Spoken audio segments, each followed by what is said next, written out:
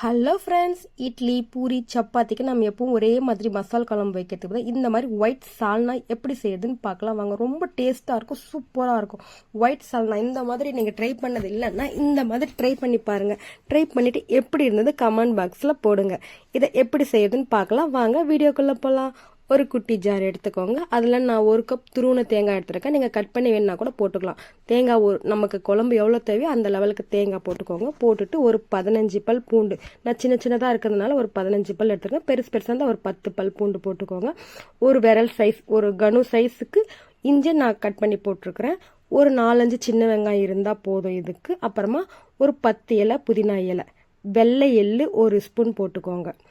வெள்ளை எள்ளு 1 ஸ்பூன் போட்டுட்டு அதுக்கப்புறமா முந்திரி இருந்தால் ஆப்ஷனல் தான், இல்லைன்னா ஓகே. ஆனால் முந்திரி போட்டிங்கன்னா டேஸ்ட் சூப்பராக இருக்கும். அதுக்கப்புறம் 1 ஸ்பூன் உடச்ச கடலை போட்டுக்கோங்க. உடச்ச கடலை போட்டுட்டு இப்போ நம்ம சோம்பு ஒரு 1/4 டீஸ்பூன் சோம்பு, அதுக்கப்புறமா கல்பாசி ஒரு 3 இலை கல்பாசி போட்டுக்கோங்க. கல்பாசி போட்டுட்டு நான் கசகசா 1 ஸ்பூன் நான் எடுத்து ஊற வச்சு எடுத்து வச்சிருக்கேன். நீங்கள் ஒரு அரை மணி நேரத்துக்கு முன்னே ஊற வச்சாலும் சரி, 1/4 மணி நேரத்துக்கு முன்னே ஊற வச்சாலும் சரி. ஆனால் ஊற வச்ச கசகசா கம்பல்சரி இதில் போடணும்.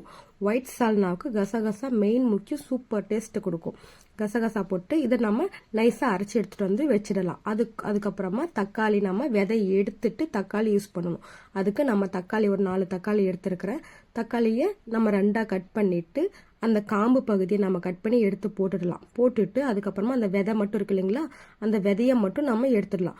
ஒரு நைஃபோ ஏதாவது ஒன்று வச்சுட்டு அந்த விதையை மட்டும் எடுத்துட்டு வெறும் தக்காளி மட்டும்தான் யூஸ் பண்ணணும். மேலே தக்காளி ஓடு இருக்குங்களா, அது மட்டும்தான் யூஸ் பண்ணணும். ஒயிட் சால்னாவுக்கு இது மட்டும் போட்டிங்கன்னா தான் சூப்பர் டேஸ்ட் கொடுக்கும், சூப்பராக இருக்கும். பார்த்தீங்களா, நல்லா இந்த மாதிரி எல்லாம் தோண்டி விதை இல்லாமல் எடுத்துக்கோங்க. இந்த லெவல் விதை இல்லாமல் எல்லா தக்காளியும் நம்ம எடுத்து வச்சுக்கலாம். அதே மாதிரி எல்லா தக்காளியுமே நம்ம எடுத்துட்டு செய்யறதுக்கு ஆரம்பிக்கலாம். இப்போ பார்த்தீங்களா, எல்லாத்தையும் விதை இல்லாமல் எடுத்து வச்சாச்சு. பார்த்தீங்களா, விதை இல்லாமல் எடுத்து வச்சிருக்கிறேன். இப்போ நம்ம ஒரு பேன் வச்சுக்கலாம். பேன் வச்சுட்டு 3 ஸ்பூன் எண்ணெய் விட்டுருக்கிறேன். உங்களுக்கு எண்ணெய் நல்லா தாராளமாக வேணும் யூஸ் பண்ணுறதுனால தாராளமாக விட்டுக்கோங்க. நான் 3 ஸ்பூன் எண்ணெய் விட்டுருக்கிறேன். அந்த எண்ணெயில் பிரியாணி இலை 2, பட்டை, ஸ்டாரு, லவங்கம் போட்டுடுங்க. சோம்பு கொஞ்சம் போட்டுடுங்க. போட்டுட்டு இதில் நல்லா கலந்து விட்டுட்டு காரத்துக்கு இந்த நம்ம பச்சை மிளகா தான் போடுறோம், வேறு எதுவுமே போடுறதில்ல. நான் பச்சை மிளகா எங்கள் வீட்டு பச்சை மிளகா 3 போட்டுருக்குறேன். உங்களுக்கு இன்னும் காரம் தேவைப்படும்னா இன்னும் 4 பச்சை மிளகா கூட சேர்த்து போட்டுக்கோங்க. போட்டுட்டு நான் பெரிய வெங்காயத்தை ஒரு மீடியம் சைஸ் பெரிய வெங்காயம் கட் பண்ணி எடுத்து வச்சுருக்கேன். அதை அதில் போட்டுடலாம். போட்டுட்டு நல்லா கலந்துவிடுங்க. எண்ணெயில நல்லா வதங்கட்டும். நல்லா ஓரளவுக்கு கண்ணாடி பதத்துக்கு வதங்கணும். அப்போ தான் இந்த டேஸ்ட்டு சூப்பராக இருக்கும். பார்த்தீங்கன்னா நல்லா வதக்கிடுங்க. அந்த பச்சை வாசனை போகிற அளவுக்கு பார்த்தீங்களா வதங்கிடுச்சு. இந்த லெவல் வதங்கிடணும். வதங்கினதுக்கு அப்புறமா நம்ம அரைச்சி எடுத்து வச்சுருக்கோம் இல்லைங்களா, இந்த மசாலா அதில் போட்டுடலாம். நமக்கு எந்த லெவல் குழம்பு வேணுமோ, எந்த அளவுக்கு வேணுமோ அந்த அளவுக்கு நம்ம மசாலா அரைச்சிக்கணும். நான் எனக்கு இவ்வளோ குழம்பு போதும், ஒரு 4 பேர் சாப்பிட்ற அளவுக்கு இந்த லெவல் குழம்பு வச்சுருக்கேன். நம்ம மிக்ஸி ஜாரை கழுவி அந்த தண்ணி இதிலே ஊற்றிடலாம். ஊற்றிட்டு நல்லா பச்சை வாசனை போகிற அளவுக்கு நல்லா கொதி வரட்டும். இந்த அளவுக்கு நல்லா கலந்து விட்டுட்டு மூடி வச்சுடுங்க ஒரு 2 நிமிஷம்.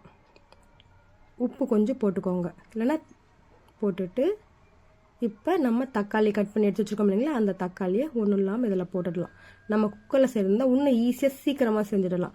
இந்த மாதிரி தக்காளி போட்டுட்டு குக்கரில் லாக் பண்ணி விட்டுடுங்க. லாக் பண்ணிவிட்டு ஒரு விசில் விட்டுட்டு எடுத்து பாருங்கள், செம்மையாக இருக்கும்.